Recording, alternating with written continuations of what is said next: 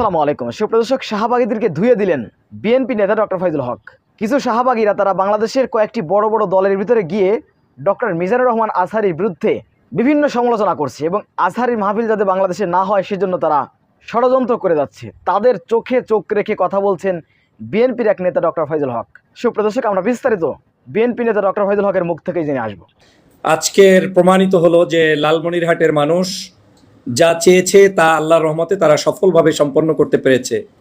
শায়েখ ডক্টর মিজানুর রহমান আজহারীর মাহফিলকে কেন্দ্র করে বেশ কিছুদিন পর্যন্ত শাহবাগীদের মধ্যে এক ধরনের ষড়যন্ত্র চলমান ছিল। বিভিন্ন দলের মধ্যে মতের মধ্যে শাহবাগীরা প্রবেশ করে ইসলাম প্রিয় এই স্কলারকে বিতর্কিত করতে চেয়েছে, তার মাহফিলগুলোকে বন্ধ করতে চেয়েছে এবং মাহফিলগুলোতে যাতে জনসমাগম না হয় সে ধরনের বিভিন্ন নেগেটিভ প্রপাগান্ডা পর্যন্ত তারা চালাতে চেয়েছে এবং কিছু কিছু জায়গায় তারা সেটা চালিয়েছে এবং যে মাত্রায় তারা চালিয়েছে তাতে তারা মনে করেছে যে বাংলাদেশে হয়তো আজহারী সাহেবের মাহফিল বন্ধ হতে চলছে, আজহারীর মাহফিলে মানুষ আসবে না কিংবা মাহফিল আর সুন্দরভাবে বাস্তবায়ন করা যাবে না।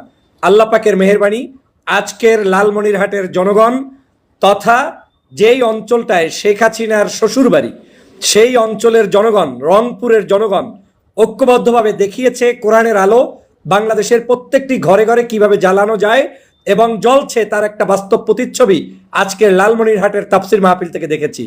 আজ এই তাফসির মাহফিল সত্যিকার অর্থেই যে জনগণ ঐক্যবদ্ধ থাকলে সফল করা সম্ভব তা আজকের এই মাহফিল একটি যুগান্তকারী পদক্ষেপ হিসাবে আমার কাছে মনে হয়েছে, স্পষ্ট হয়েছে। আপনারা ইতিমধ্যেই দেখেছেন যে মাহফিলের সবচেয়ে যাদেরকে নিয়ে বিতর্ক সৃষ্টি করা হচ্ছিল সেটা হচ্ছে বর্তমান প্রজন্মের জেনজিদেরকে নিয়ে, যারা যুবক তরুণ এই মাহফিলে যায় তারা যাতে যেতে না পারে সে কারণে বিভিন্ন ষড়যন্ত্র করা হয়েছিল, কিন্তু সকল ষড়যন্ত্র ভেস্তে দিয়ে যুবক তরুণরাই এই মাহফিলকে এমনভাবে সফল করেছে যে বাংলাদেশের আগামী দিনের প্রত্যেকটি মাহফিল আরো সুন্দরভাবে সফলভাবে আজকের পালন করবে সেটার একটা শপথ এই লালমনিরহাট থেকে নিয়েছে। আমার সবচেয়ে ভালো লেগেছে, আমি যেই বক্তব্যটি গত 2-3 দিন পর্যন্ত দিয়েছি যে আজহারী সাহেব যখন ওয়াজ করবেন তার সামনে নিয়ন্ত্রণ ব্যবস্থাটা এমনভাবে থাকতে হবে যাতে করে সামনে কোনো ধরনের আনন্দ কিংবা আবেগ দেখাতে গিয়েও বিশৃঙ্খলার সৃষ্টি না হয়। আজকের লালমনিরহাট সেটাই প্রমাণ করেছে। তাদের মঞ্চ থেকে দর্শকদের সারি পর্যন্ত যে জায়গাটা তারা সুন্দরভাবে মেনটেন করেছে, এটা আমাদের মাহফিলের জন্য একটি উজ্জ্বল দৃষ্টান্ত। আগামী দিনে এই পদ্ধতি সমগ্র মাহফিলগুলোতে চলমান রাখতে হবে।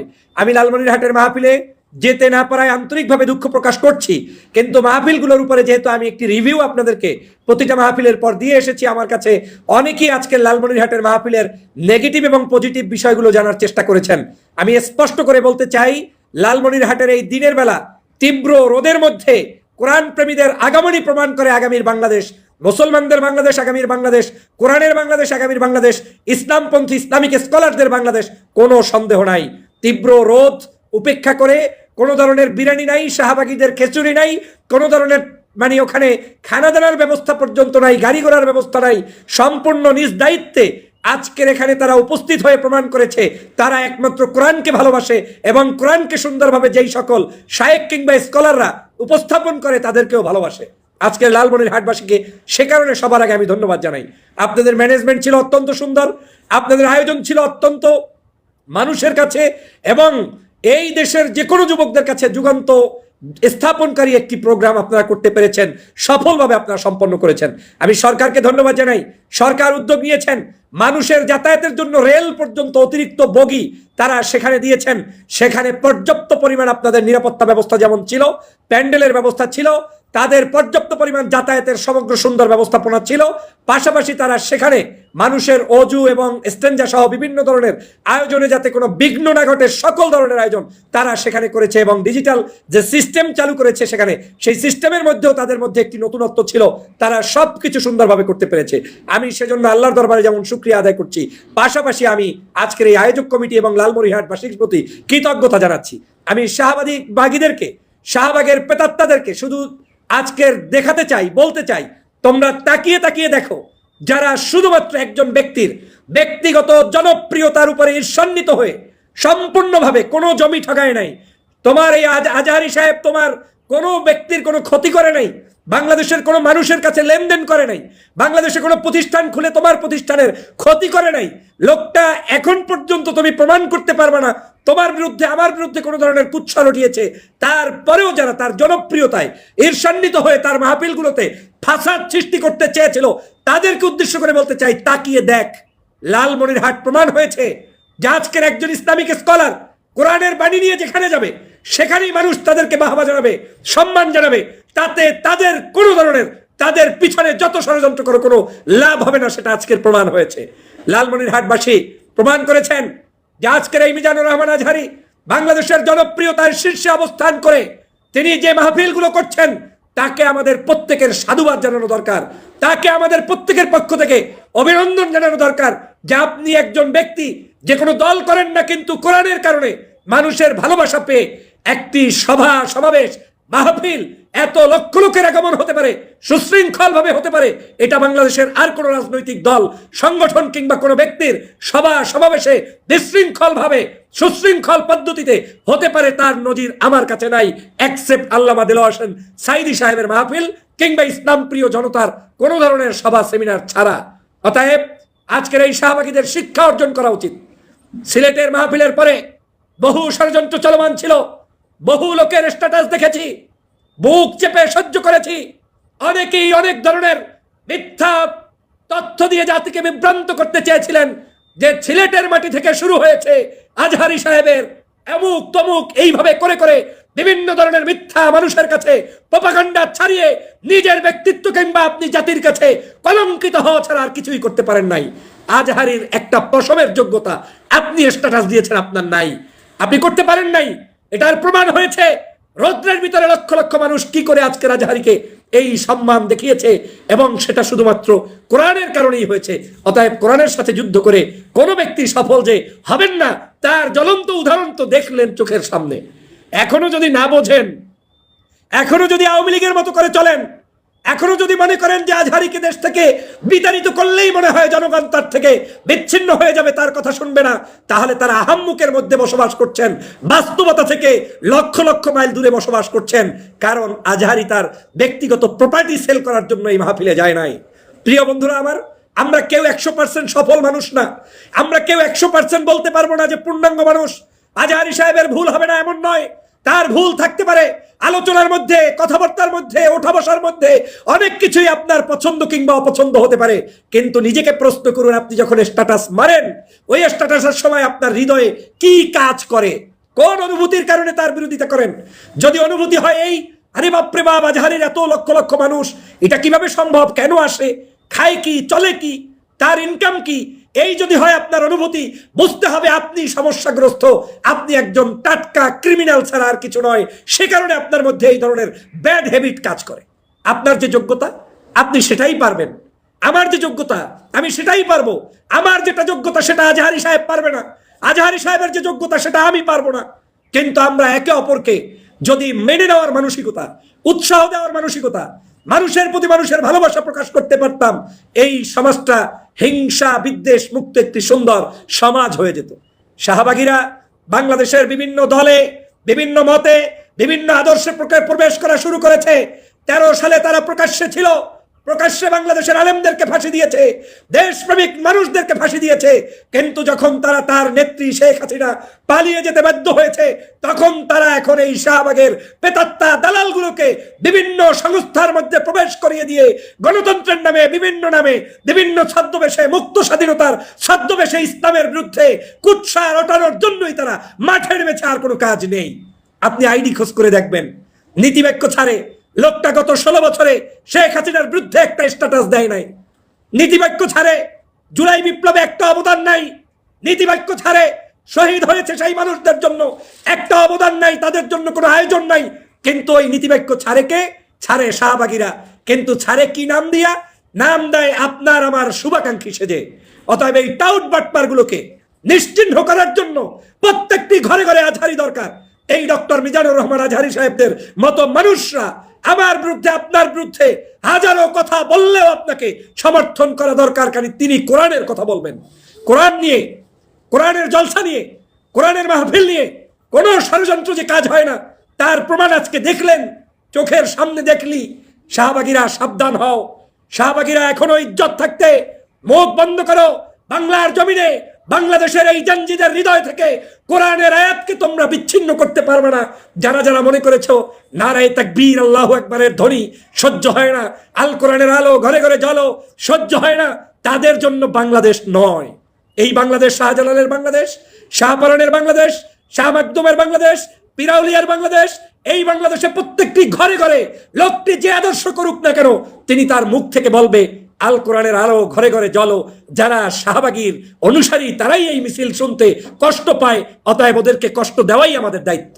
আমাদের কাজ হচ্ছে হাঁটতে চলতে উঠতে বসতে প্রত্যেকটি জায়গায় ইসলামিক এই তাহজিব তামাদ্দুনকে প্রচার করতে হবে। তাতে আমরা কোনো জায়গায় কুণ্ঠাবোধ করবো না এবং ওদের মুখোশ উন্মোচন করতে হবে।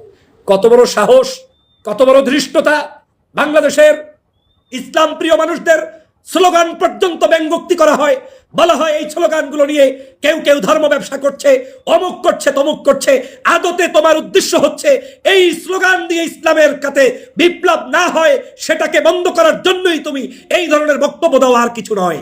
অতএব এই স্লোগান চলবে, এই বক্তব্য চলবে, এই মাঠে এই ময়দানে প্রত্যেকটি মানুষ কলেমার কথা বলবে। কেউ সেটাকে বন্ধ করার কোনো সাহস, কোনো সুযোগ আমরা দিব না, বিগত দিনেও দেয়নি, দেব না ইনশাআল্লাহ। কত বড় দুঃসাহস! শেখ হাসিনার ভাষায় কথা বলে, শেখ হাসিনা যেই ভাষায় কথা বলে বাংলাদেশের ইসলাম প্রিয় মানুষদেরকে অবজ্ঞা করেছে, নির্যাতন করেছে, নিপীড়ন করেছে। আপনি ওই একই সুরে একই ভাষায় কথা বলার কোনো সুযোগ নেই। যদি করেন আপনি শাহবাগী, আপনি আওয়ামী লীগী, আপনি হাসিনার পুত্র, আপনি বাংলার জনগণের কোনো সত্যিকার হৃদয়ের ভালোবাসার মানুষ নয়। প্রিয় সহযোদ্ধা ভাইরা, আজকের লালমনিরহাটবাসীকে আমার হৃদয় নিংড়ানো ভালোবাসা জানাচ্ছি। আপনাদের প্রতি অনুরোধ হচ্ছে প্রত্যেকটি ধর্মগোষ্ঠীর যে কোনো ভালো কাজে আপনি সমর্থন জানিয়ে যাবেন। পাশাপাশি বাংলাদেশের যেই সকল ইসলামিক স্কলার আছে তারা আপনার আদর্শের না হোক, ভিন্ন চরিত্রের হোক, ওর কোনো কার্যক্রম আপনি বন্ধ করতে যাবেন না। জলে পুড়ে ছারখার হয়ে যাবেন। কারণ ইসলাম বন্ধ করা যায় না, ধর্ম বন্ধ করা যায় না, কোরআন বন্ধ করা যায় না। আপনাদের উচিত হবে ধর্মভিত্তিক সকল মানুষদেরকে পারলে উৎসাহ প্রদান করবেন, না পারলে চুপ থাকবেন, কিন্তু তাদেরকে বাধা প্রদান করা যাবে না। বাধা প্রদানের ফল কি হয় শেখ হাসিনা এখন হারে হারে টের পাচ্ছে। এখন বাংলাদেশে থাকতেও পেয়েছে, বাংলাদেশ থেকে বিতাড়িত হওয়ার পরেও পেয়েছে। আজকের এজন্যই বলছি প্রিয় সহযোদ্ধা ভাইরা, বাংলাদেশের এই যুব সমাজকে আর আটকিয়ে রাখা যাবে না, আর মিথ্যা তথ্য দিয়ে বিভ্রান্ত করা যাবে না, আর আজহারের বিরুদ্ধে মিথ্যা কথা বলে বিভ্রান্ত সৃষ্টি করে বিতর্ক সৃষ্টি করে কোনো লাভ হবে না। প্রমাণ হচ্ছে জনগণই এখানে আজকের জবাব দিয়ে দিচ্ছে। এটাই হচ্ছে আজকের বাস্তবতা। আমি মনে করি লালমনিরহাটের এই মাহফিল থেকে শিক্ষা অর্জন করে আগামী দিনে এই বড় বড় গ্যাদারিংগুলোতে আপনারা আরো ভালো করে সুন্দরভাবে আয়োজন করবেন, সেই উদাত্ত আহ্বান জানাই। এবং আমি বলেছিলাম জেনজিরা কোনো ধরনের অন্যায় করে নাই। আজহারী সাহেবকে ভালোবেসে জেনজিরা সেলফি তুলতে চায়, কথা বলতে চায়, দেখা করতে চায়। মানুষের উপচে পড়া ভিড়ের কারণেই মূলত সমস্যা তৈরি হয়। কিন্তু আজ জেনজিরা আবার প্রমাণ করেছে আমরা চাইলে সেলফি তুলতেও পারি, আমরা চাইলে ধৈর্য ধরে দূরে বসেও ওয়াজ শুনতে পারি। অতএব জেনজিদের কোনো দোষ নাই, জেনজিরাই আমাদের প্রাণ, এই যুব সমাজই আমাদের প্রাণ। তাদেরকে দিয়েই এই তাফসীর মাহফিল টিকিয়ে রাখতে হবে। এই মাহফিলগুলোতে তাদের আগমনের মধ্য দিয়েই বাংলাদেশের হৃদয়ে হৃদয়ে, ঘরে ঘরে, বাড়িতে বাড়িতে সত্য বস্তুনিষ্ঠ দেশপ্রেমিক তৈরি করতে হবে। সেটাই হচ্ছে আমাদের কাজ প্রিয় ভাইরা। অতএব সিলেট হোক, যশোর হোক, পেকুয়ায় হোক, আর আপনার এই যে আপনার কি বলে আজকে লালমনিরহাটে হোক, প্রত্যেকটি মাহফিলেই যারা ক্লান্ত পরিশ্রম করেছেন আপনাদেরকে ধন্যবাদ জানাই। যারা উপস্থিত হয়েছিলেন আপনাদেরকেও ধন্যবাদ জানাই। কারণ আজকে যেটা হবে এর চেয়ে আগামীকাল আরো সুন্দর হবে, এটাই হওয়া উচিত আমাদের নিয়ত।